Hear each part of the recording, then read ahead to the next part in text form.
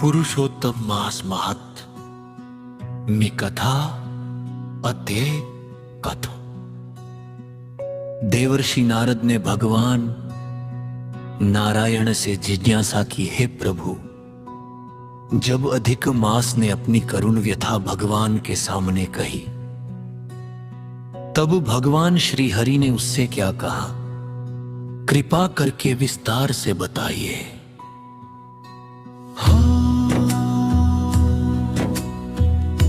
भगवान नारायण बोले, हे नारद, ध्यान पूर्वक सुनो।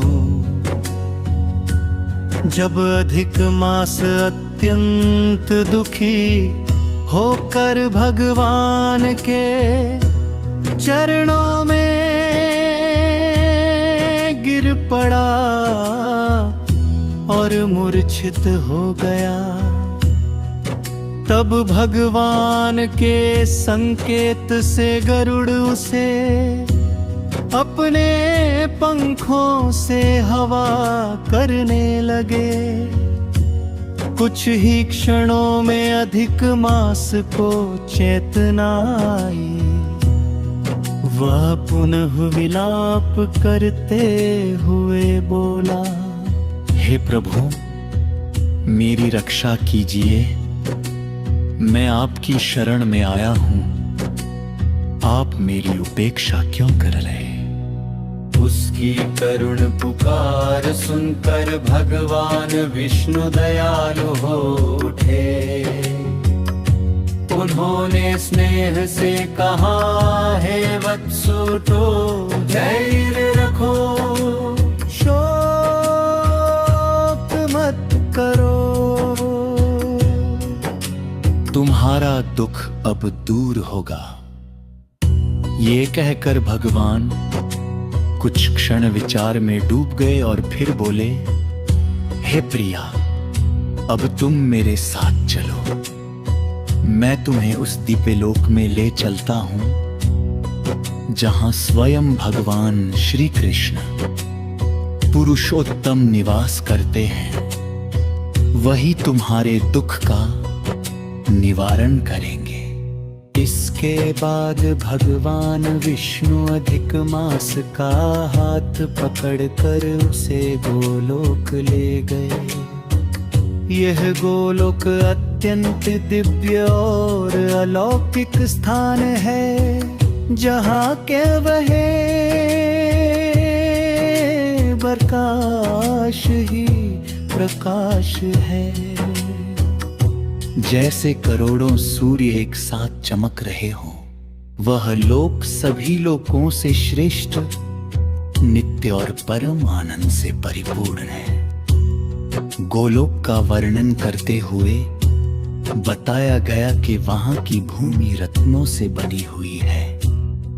चारों ओर अद्भुत प्रकाश और सौंदर्य व्याप्त है। वहां ना कोई रोग है, न शोक, न मृत्यु का भय, सिर्फ शांति और आनंद ही आनंद है। उस दिव्य लोक के नीचे बैकुंठ और शिवलोक स्थित है, जहां भगवान विष्णु और भगवान शिव अपने अपने भक्तों के साथ निवास करते हैं। गोलोक के भीतर एक अद्भुत ज्योति विराजमान है, जो परमानंद का स्रोत है। उसी ज्योति के मध्य में भगवान श्री कृष्ण का दिव्य स्वरूप प्रकट होता है। उनका रूप अत्यंत मनोहर है। श्याम वर्ण, कमल के समान नेत्र, मधुर मुस्कान, हाथ में मुरली, पीतांबर धारण किए हुए, वनमाला से सुशोभित, उनके मुख की आभा करोड़ों चंद्रमाओं के समान शीतल और आकर्षक है।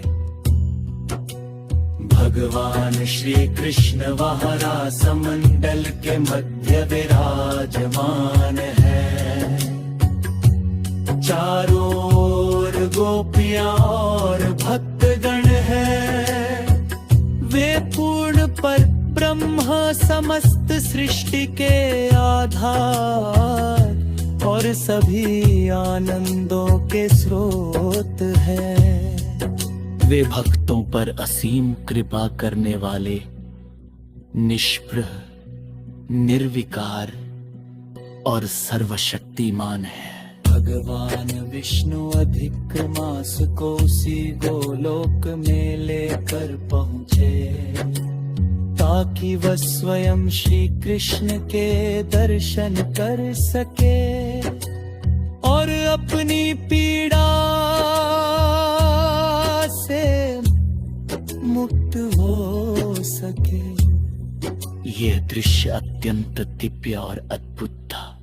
सूत जी कहते हैं, इस प्रकार भगवान नारायण ने यह अद्भुत कथा कहकर कुछ समय के लिए मौन धारण किया। यह सुनकर नारद मुनि अत्यंत उत्सुक हो उठे और आगे की कथा जानने के लिए उन्हें प्रश्न करने लगे।